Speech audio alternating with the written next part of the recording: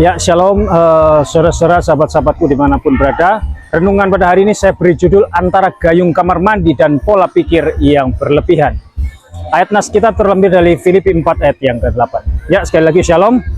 Saudara-saudara, pernahkah kita masuk ke kamar mandi, lalu kemudian kita melihat gayung yang tergeletak, terbalik. Lalu otak kita langsung berpikir, waduh, jangan-jangan ada binatang di dalamnya. Atau jangan-jangan nanti kepalaku terbentur. Atau jangan-jangan itu satu tanda sial hari ini. Padahal itu hanya sebuah gayung biasa. Nah, inilah yang sering terjadi dalam hidup kita. Sebuah hal sederhana bisa dipelintir menjadi sesuatu yang menakutkan. Karena apa? Karena pola pikir yang terlalu berlebihan. Nah, kalau orang sering menyebutnya sebagai negative thinking. Kita membiarkan pikiran kita melompat terlalu jauh tanpa dasar yang benar.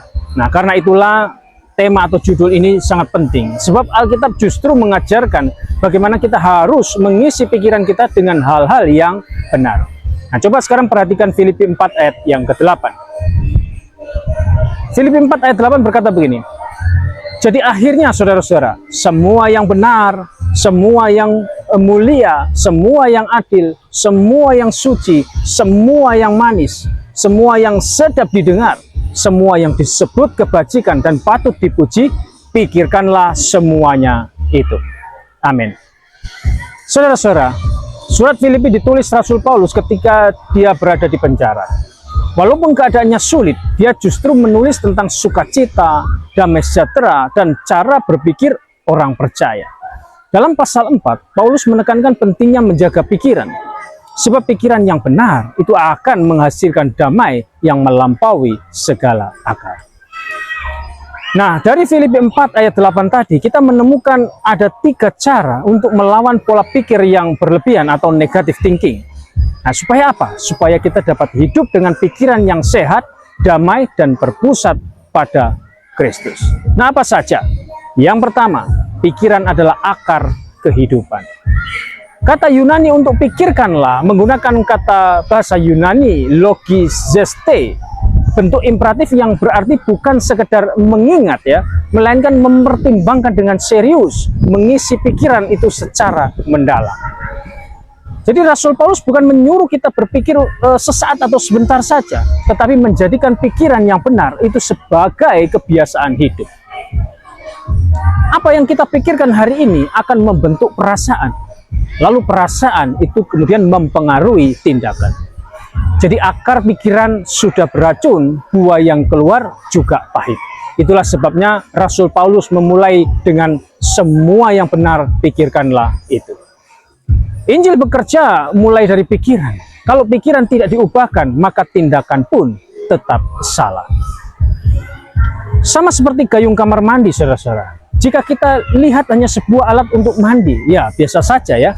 Tapi jika pikiran itu mulai liar, artinya mulai berpikir macam-macam, oh jangan-jangan ada ular di dalamnya dan sebagainya, maka ketakutan muncul pun tanpa dasar. John Stott berkata begini, pikiran yang salah adalah pangkal dari kehidupan yang salah. Karena itu, Injil mengubah cara berpikir kita terlebih dahulu sebelum mengubah perilaku kita. Itu kata John Stott. Saudara-saudara, sadari bahwa pikiran bukan hal kecil, itu menentukan hidup kita. Berhati-hati pada pintu masuk pikiran. Contohnya seperti tontonan, bacaan, percakapan. Mintalah Roh Kudus untuk mengendalikan cara kita memandang segala sesuatu. Nah, kalau pikiran adalah akar kehidupan, maka kita harus bertanya, isi pikiran kita itu apa? Sekarang kita masuk yang kedua. Yang kedua, fokus pada yang benar, bukan yang berandai-andai. Nah, kata benar dalam teks bahasa Yunani menggunakan kata alete. Artinya apa? Artinya sesuai dengan kenyataan, bukan hayalan.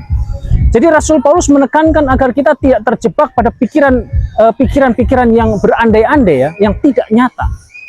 Nah, kemudian kata adil. Kata adil menggunakan kata dikaya, berarti sesuai standar Allah, bukan sekedar adil versi manusia. Rasul Paulus tadi memberi daftar, benar, mulia, adil, suci, manis, sedap didengar. Artinya apa? Artinya fokus pikiran bukan pada ketakutan atau prasangka, tetapi pada kebenaran Allah. Negatif thinking lahir dari andai-andai yang tidak ada kenyataannya. Pikiran negatif tidak hanya merugikan, tetapi juga menghancurkan kedamaian hati kita. Seperti api, dia cepat meluas dan menghanguskan ketenangan.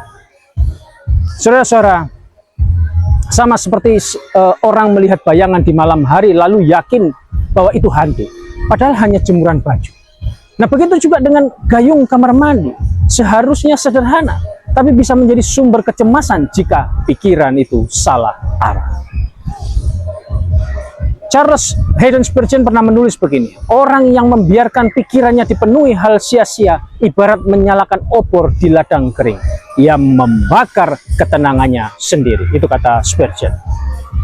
Untuk itu saudara-saudara, saat muncul pikiran negatif, tanyakan, apakah ini benar? Belajarlah untuk mengganti andai buruk itu dengan janji Tuhan.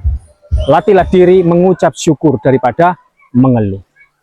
Nah, jika kita mau fokus pada yang benar, kita juga harus belajar mempercayakan hal-hal yang tidak kita kuasai kepada Allah. Sekarang kita masuk ke bagian yang ketiga. Yang ketiga, menyerahkan pikiran kepada damai Kristus. Nah, saudara-saudara, kata memelihara tadi di dalam Filipi 4 ayat 7 menggunakan kata bahasa Yunani proresei. Artinya apa? Artinya menjaga seperti seseorang prajurit menjaga benteng. Jadi Rasul Paulus ingin mengatakan bahwa damai sejahtera Allah itu bukan sekedar perasaan tenang, tetapi penjagaan aktif atas hati dan pikiran kita dari serangan negatif thinking. Rasul Paulus menulis di ayat sebelumnya dalam Filipi 4 ayat 7 ya, damai sejahtera Allah yang melampaui akal akan memelihara hati dan pikiran kita. Jadi kuncinya adalah menyerahkan pikiran kepada Kristus, bukan membiarkan pikiran kita menjadi liar. Damai sejahtera dari Allah itu seperti tembok pelindung. Kalau kita tidak punya damai Kristus, pikiran akan menjadi penjara yang mengikat kita sendiri. Saudara-saudara, sama seperti menutup gayung dengan air. Jika diisi penuh, tak ada ruang lagi bagi udara kosong. Nah, jika pikiran kita dipenuhi oleh firman, maka tidak ada lagi ruang bagi pikiran kosong yang menakutkan. Matthew Henry pernah berkata begini, damai sejahtera Allah adalah penjaga kota pikiran kita. Tanpa itu kita menjadi tawanan oleh pikiran kita sendiri. Itu kata Matthew Henry. Saudara-saudara, isi pikiran kita dengan doa dan firman, bukan dengan gosip ataupun ketakutan. Belajarlah untuk berkata, Tuhan, Engkaulah yang memegang kendali, bukan pikiranku. Bersandarlah pada janji Yesus. Dikatakan, janganlah gelisah hatimu dan janganlah gentar. Di dalam Yohanes 14 ayat yang ke-27. Amin. Nah, saudara-saudara, kita tiba pada kesimpulan. Saudara-saudara, dari Filipi 4 ayat 8 tadi, hari ini kita menemukan 3 cara untuk melawan pola pikir berlebihan atau negative thinking. Supaya apa tadi? Supaya kita dapat hidup dengan pikiran yang sehat, damai, dan berpusat pada Kristus. Apa saja tadi? Yang pertama, pikiran adalah akar kehidupan. Karena itu, jagalah baik-baik. Yang kedua, fokus pada yang benar, bukan berandai-andai. Berhentilah dari pola pikir yang berlebihan. Yang ketiga, yang terakhir, menyerahkan pikiran kepada Kristus. Hanya damainya yang bisa menjaga kita. Amin. Mari kita jangan biarkan hal sepele seperti gayung kamar mandi menjadi sumber kecemasan. Tetapi isilah pikiran dengan firman, janji, dan kebenaran Tuhan.